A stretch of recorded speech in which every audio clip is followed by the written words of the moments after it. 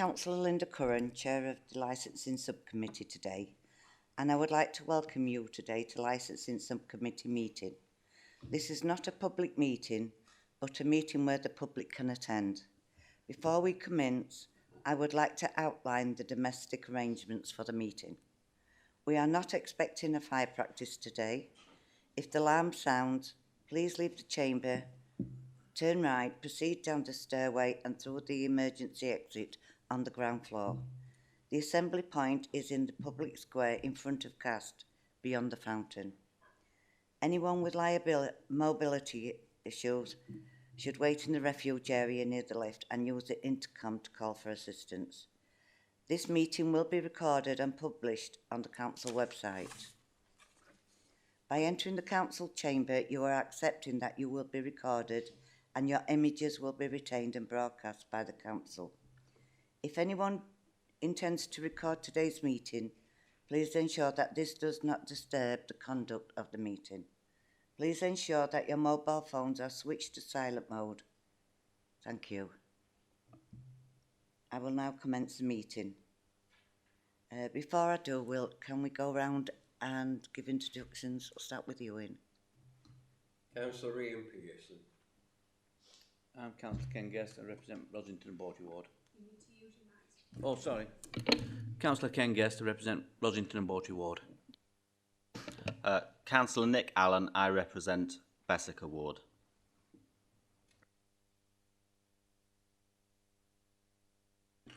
Dave McMurdo, Trading Standards and Licensing Manager for Doncaster Council. Catherine McIntosh, Licensing Practitioner. Hayley Oxley, Senior Licensing Practitioner.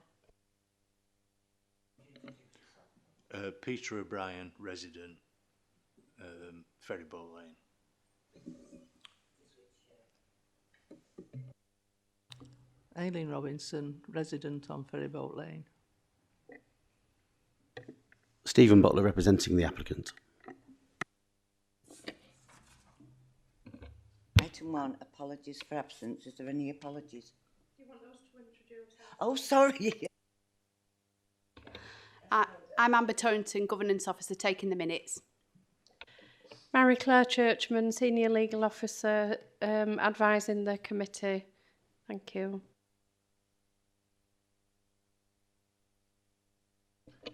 I'm David Ball. I'm also a Senior Legal Officer at City of Doncaster Council.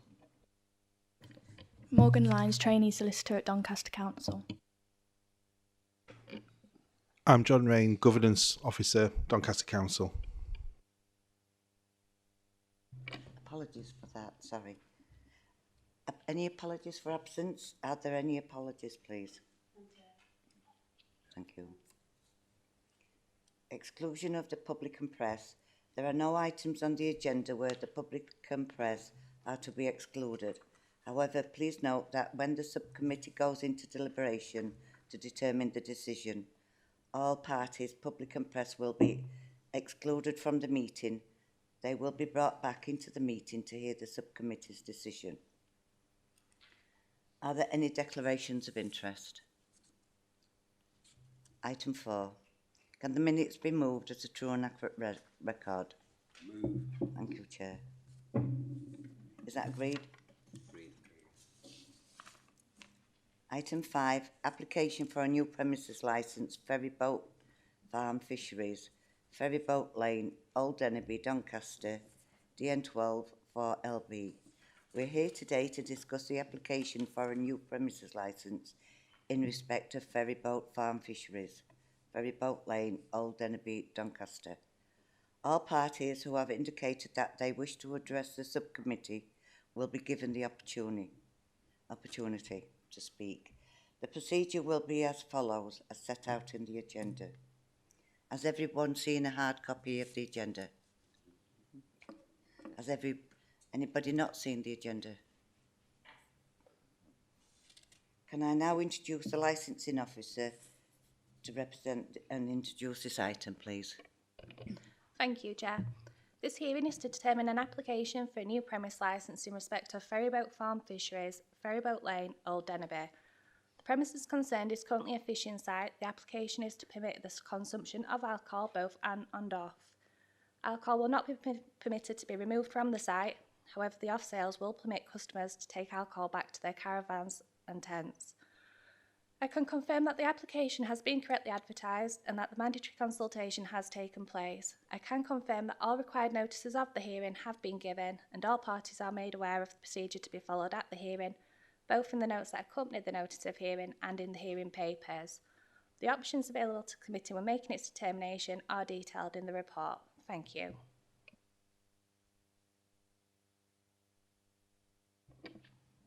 I will now ask the applicant or the representative to address the subcommittee. Whoever is speaking, please identify yourself. Would you like to address the subcommittee? Good morning, Chair and members of the committee. My name is Stephen Butler and I represent the applicant Thomas Carlin. As you're aware, the applicant is not here today due to a medical appointment, but I have taken instructions from him and he has asked me to proceed in his absence. This application is in respect of a new premises at Ferryboat Farm Fisheries, Ferryboat Lane, Old Denby, Doncaster. My client is running a successful fishing stroke campsite and is wanting to diversify and offer the sale of alcohol from a small bar. The small licensable areas on the plan denote the location of the bar at present, and the second area is where a new bar will be located should this application be successful. This application has been correctly advertised and the statutory notice has been displayed for 28 days. None of the statutory bodies have made any representations regarding the application. It would be argued that these are the experts and surely they would have contacted the applicant or indeed submitted representations should they have had any concerns. In relation to the representations made by members of the community, I should deal with the main issues in order. Eileen Robinson talks of the alcohol licence having a big impact on the lives of other residents living on Ferryboat Lane. There is a general comment about fights on the street from people on the way home in the past, and there has been damage to cars, break-ins to property, noise levels and litter. There is no evidential link to my client's application. Neil Donald speaks of a high probability of criminal damage and antisocial behaviour, in the main relating to music festivals. There is no evidential link to my client's application. Patrick and Katie Dawson speak of criminal damage by revellers who may damage the defibrillator located in the village and antisocial behaviour such as littering, etc. Again, there is no evidential link to my client's application. Mr and Mrs O'Brien quote general antisocial behaviour and people bringing their own alcohol to the campsite, adding to crime and disorder and children being harmed. Again, there is no evidential link to my client's application. I would respectfully suggest there is no substance or evidence to any of these concerns, and any reference to car boot sales and music festivals is irrelevant. On the contrary, the applicant has been operating legally under a series of temporary event notices covering 21 days in August through to September this year during the consultation period, which is arguably the busiest summer months. I'm not aware of any concerns or complaints, and I would suggest that this would lean towards the applicant supporting the licensing objectives. Section 4.29 of your licensing policy states the Council recognises that it is necessary to balance the rights of local residents, businesses and others with those wishing to provide licensable activities and those who wish to use such facilities. Having regard to Section 4.25 of the licensing policy, if relevant representations are made, the Council will consider whether it is necessary to impose conditions to regulate behaviour on the premises and access to them where this relates to licensable activities and the licensable objectives.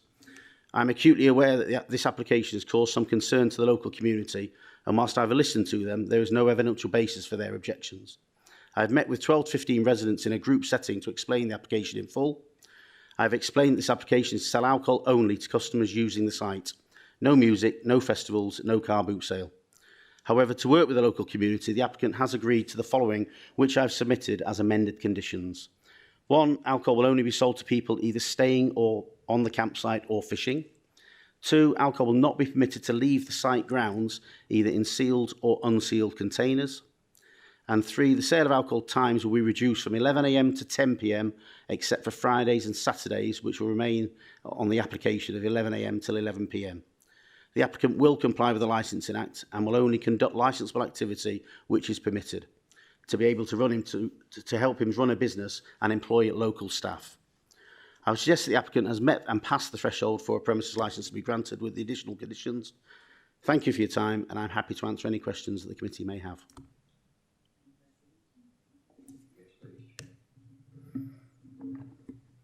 Are we on? Yes. Thank you for explaining part of my confusion in the application, because originally it starts 11 till 11, 7 days a week. And then there's another reference that it's 10 till 11, Sunday to Thursday. So is that actually a change in the licence, or was the application filled out by two different people, not knowing what the other said? Is my first sort of question. Do you have any clarity on that? Yeah, the original application was from 11 in the morning till 11 o'clock at night. But after meeting with the residents and taking some of their considerations into account, we reduced the hours from 11 in the morning till 10 at night, except for Friday and Saturday to remain at 11. If I can further continue, why is there a need for two areas being designated for drinking? Why isn't it just one? And the reference is you've already got a bar there, which I assume exists under a previous licence. So why are you moving the bar to a new location? Yep, I think I covered that in my opening statement, Chair, but there is an existing bar. There hasn't been a previous licence there, but there is an existing bar. It's a caravan turned into a bar at one location. Should this application be successful, that area is going to be moved over towards the clubhouse, if you like, or a bungalow that's on the site. So there's two small areas of licensable activity. It's not for the consumption of alcohol, because that wouldn't be licensable. It's purely for the sale of alcohol from two areas. So one is the existing ones. You may choose to continue as well, but there's another area, small area. And we did that on purpose, again, to allay some of the fears for the community. We didn't want to make the whole site licensable to allow other activities to take place. It's a very small area to allow for the sale of alcohol from those premises, not to remove from the site, but only to be taken off the site, off the licensable area, back to their tents, back to the field, or back to where they're fishing. More questions?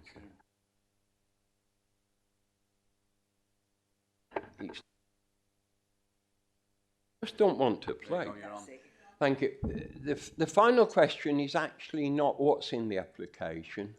It relates to what your client has been putting on the internet. Because there were advertised car boot sales, there were advertised music events that were put on the website by somebody in the name of your client. Today you've said that none of that is actually going to happen. Could you explain why then it was advertised on the internet and in the surrounding area if it's not his intention to do either, please? With respect, that doesn't form any part of this application, but I will answer it. In as much as I think they were running before they can walk, if I'm being honest, they were thinking about doing various things. They've taken some advice now, and I've explained to them exactly what they can do and what they can't do under the Licensing Act. So the car boot sale, the music festivals, all the rest of it won't be taking place. This is purely an application for the sale of alcohol for people who use the site either fishing or use the site for camping. I have a question. I know I can see that it's camping and caravanning. How many people does the site hold? Do we know? I'm not sure of the exact number, but it has been quite busy down there, to be fair. It'll certainly hold probably, I would say, 50 to 60 caravans. It's a rather a large site.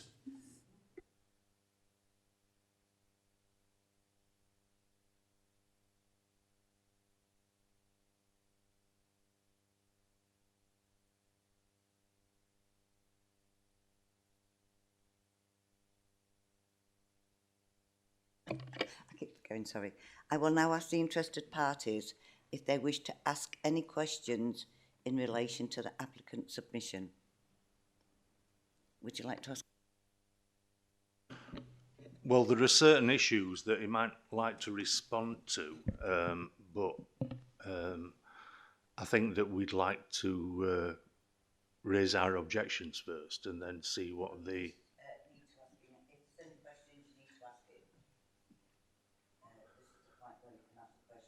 Right. Okay. Well, the questions are, why does he think that it's permissible to operate any kind of bar when there's no planning permission for that kind of use? There's no planning permission for a caravan site.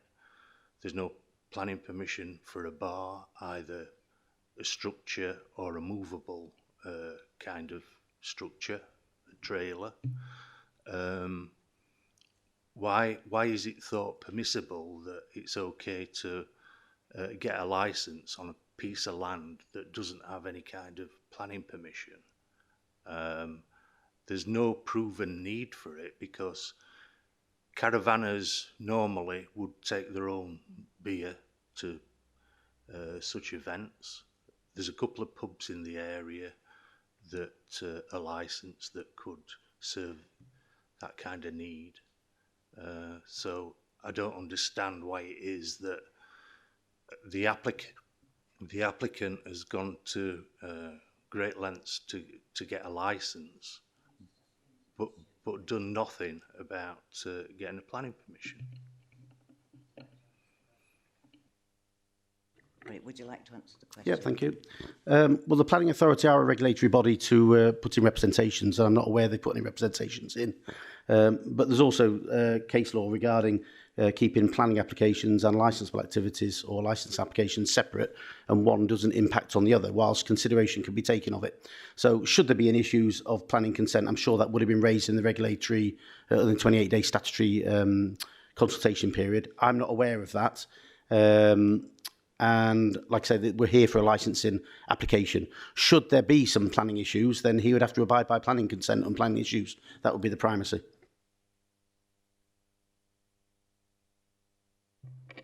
I will now ask the interested parties to address the subcommittee with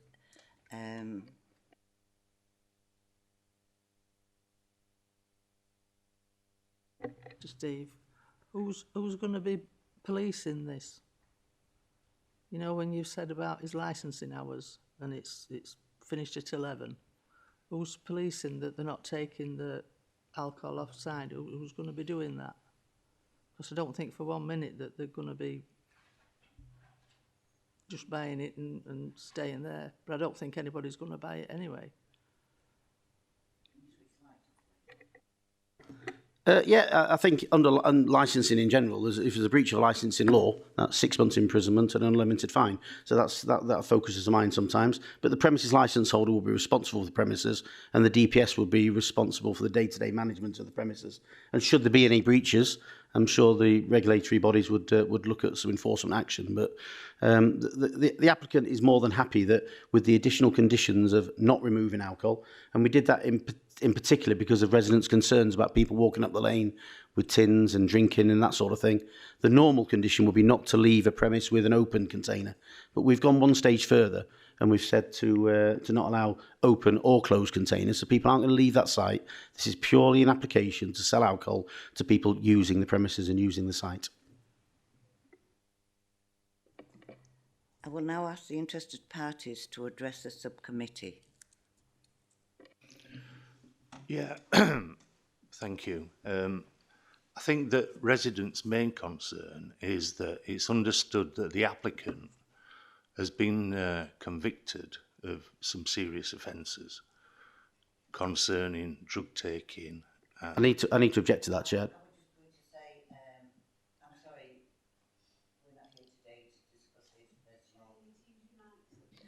Sorry, we're not here to discuss his personal character or anything like that. It's out of our realm.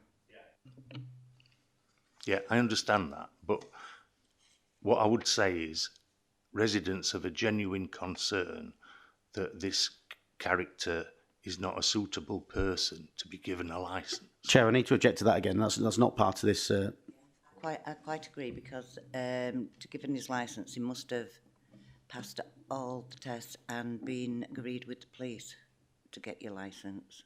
So. Right, okay, so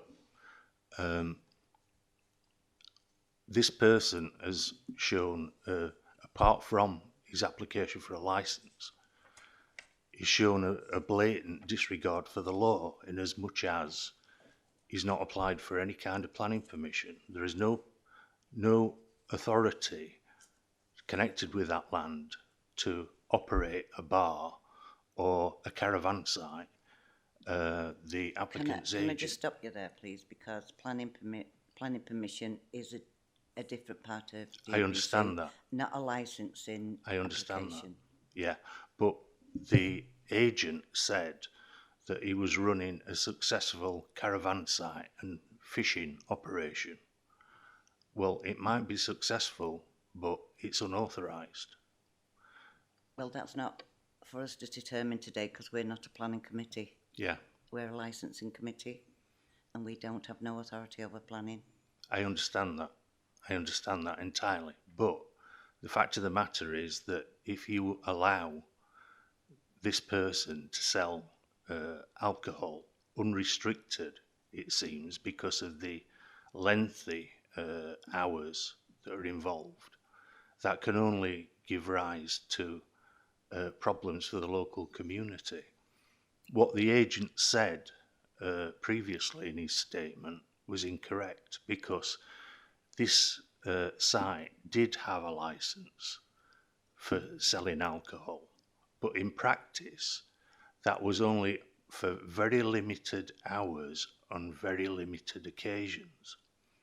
What used to happen was that they used to have fishing matches on that site, and after the fishing matches had concluded, then the operators of the site at that time did sell tin beer for a matter of a couple of hours. That was not a problem. But local residents are concerned that if you're going to be selling alcohol for so many hours, it will become a magnet for possibly young kids. We're not confident that the applicant would control it in such a manner that it would not be a nuisance to local residents. No. Any questions? Nick, any questions? Chair, can I just clarify something for the benefit of Mr.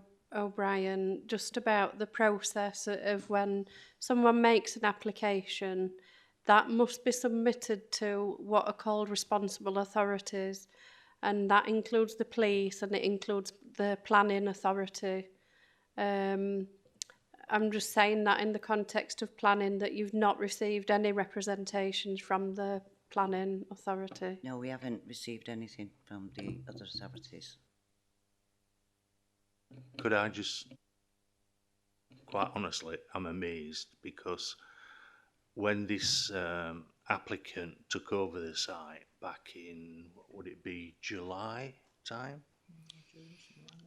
He immediately started to do things. It's been referenced about having music festivals, etc. There was a lot of activity on the site, and the planning authority were informed. They knew full well what was happening, so I am absolutely amazed that they have not bothered to contact you and make some kind of representation. Similarly, I've had discussions with people from the police, and they told me it was their intention to make representations to yourself. So again, I'm staggered that neither party have done that. Yeah, that's all I can say, is that neither parties have represented themselves to us. Right. In email, in any other way. Oh, anyway, thank you.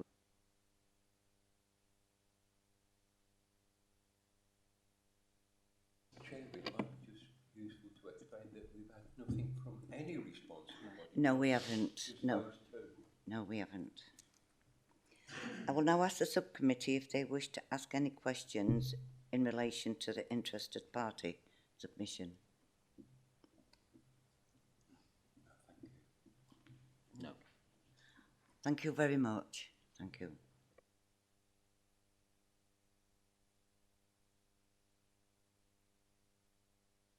Sorry. I will now ask the applicant if they wish to ask any questions in relation to the interested parties submission. No questions, thank you, Chair. Thank you. Now all parties have had the opportunity to address the subcommittee to summarise their submission. I'm not sure, Ms Robinson, do you want to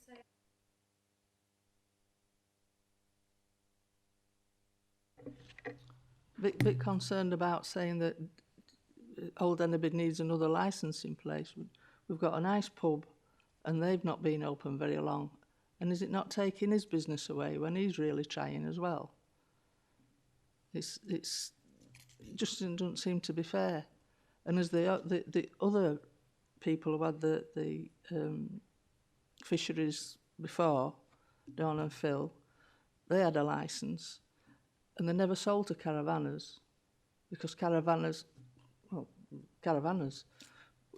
you're going for a cheap holiday, a cheap weekend. You take your own alcohol with you. You don't buy it anywhere else.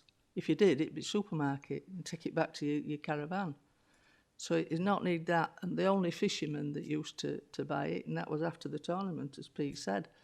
And they'd just be talking while they did weigh-in. 1, 2 tins at the most. And if Dawn sold 8 tins, that was maximum. But she weren't in it to make money. It was just to keep them sweet. A majority of them just went home after.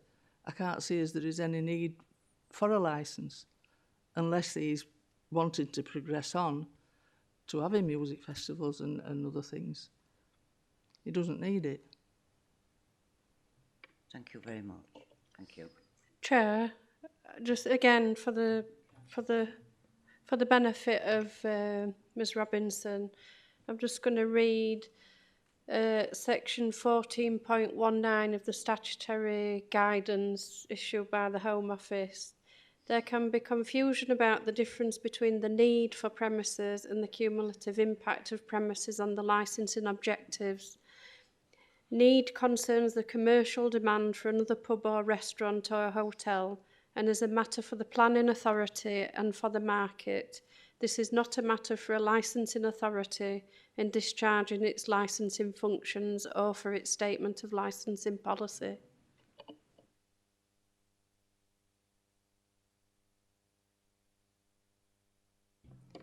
I will now ask the applicant and representative if they wish to summarise. Thank you, Chair. Some points to raise. I'm unaware of any previous licence applications at the site. I can't comment on that. Perhaps that was a temporary event notice. I don't know. What I can say is that the applicant has run 21 days, the maximum of temporary event notices during the consultation period, with no concerns in the local area, proving he can run a premise. As you'll be aware, each application is on its own merits, and in relation to other premises and businesses in the area, I would ask that that is disregarded, and that certainly ventures into a vexatious representation. The number of caravans would be a maximum of 40. I've had clarification, it's 40, not 60, Chair. I was ahead of myself a little bit there. I'm not aware of any convictions of police, and the police would have a right to object should they have any concerns regarding any unspent convictions. This hearing has occurred as residents have raised representations which are not just not evidenced or justified given the application. Paragraph 5.6 of your licensing policy states, when determining any application where relevant representations are made, the Council will consider it in light of the 4 licensing objectives and in order to support a number of other key aims and purposes as set out in this policy. The requirement to promote the licensing objectives will be the paramount consideration. The Council will focus upon the impact of the activities taking place on members of the public living, working or engaged in normal activity near the premises. I would respectfully suggest the applicant has met that level. I would ask that you grant this licence, as the licensing objectives will be fully complied with and the applicant is fully aware of his responsibilities, and I thank you for your time. I would now invite the interested parties if they wish to summarise their submission.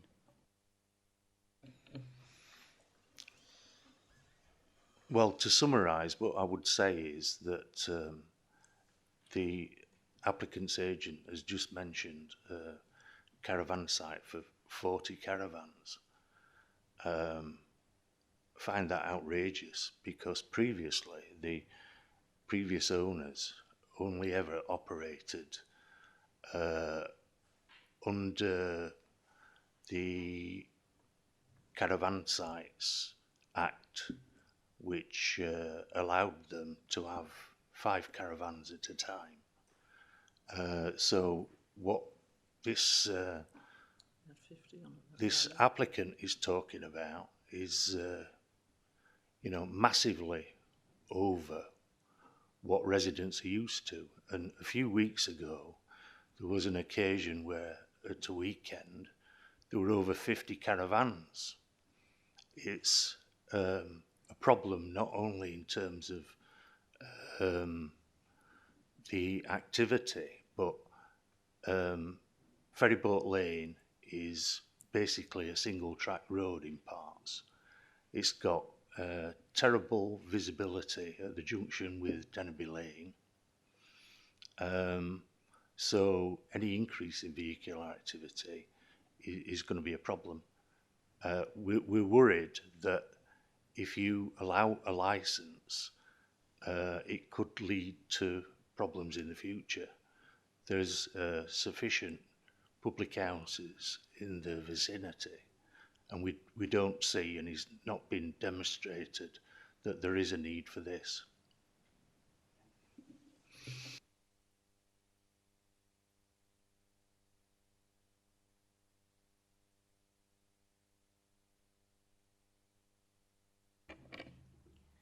As we have now heard from all parties, the subcommittee will go into private session to deliberate. Members will now deliberate the application in private sessions, and all parties are asked to leave the room. Once we have reached our decision, you will be invited back into the meeting for the committee to present their decision. If you are unable to remain, please indicate now. So could you please all leave the room? Take all your personal items, your bags, your phones, your coats.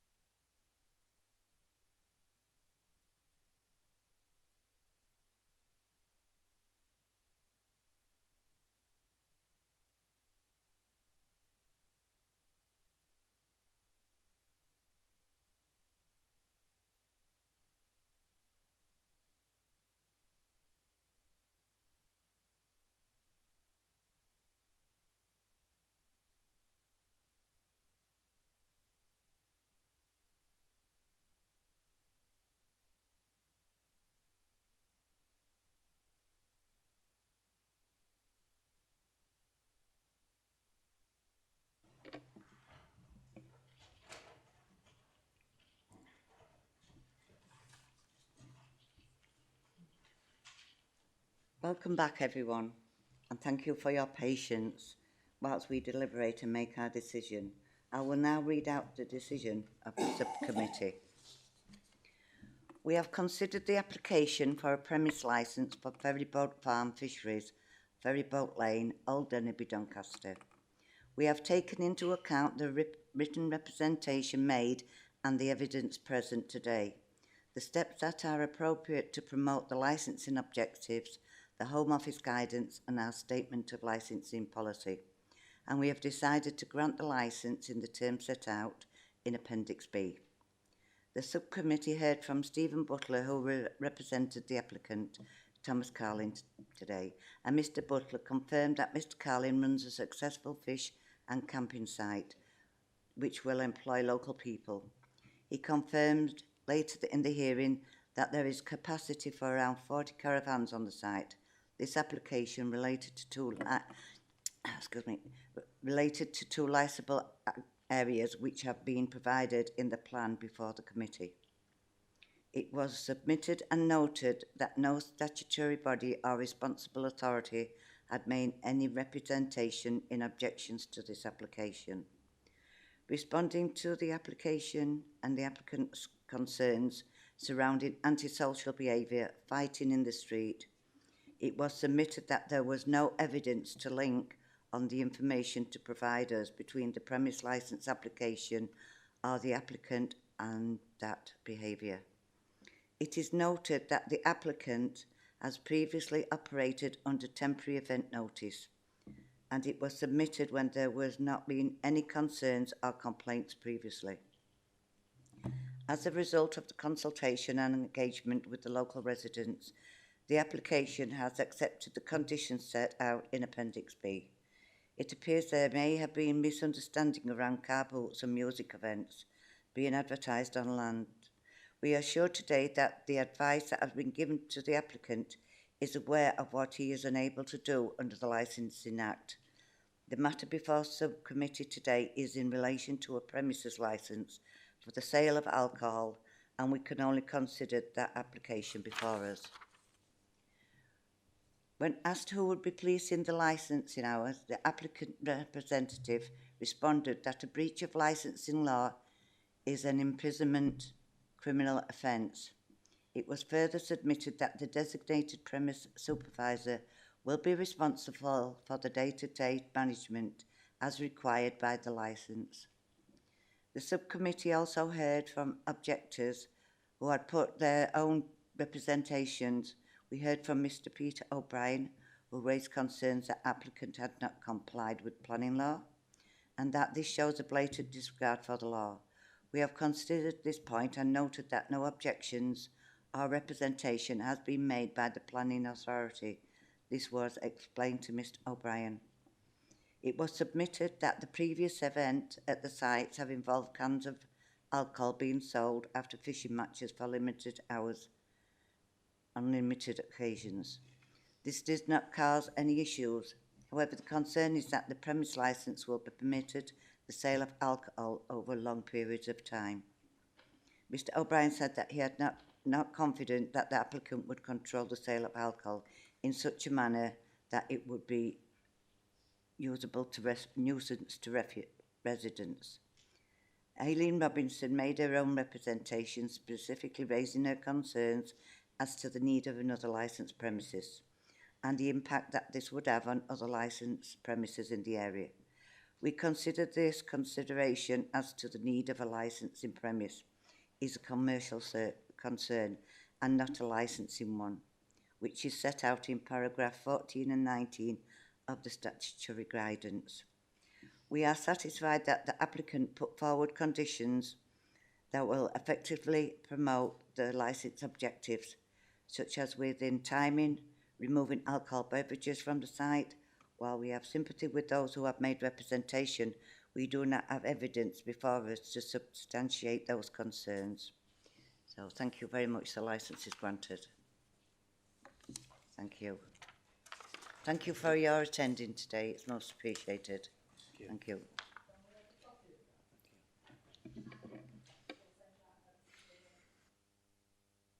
They will be sent out, won't they, the copies? Thank you.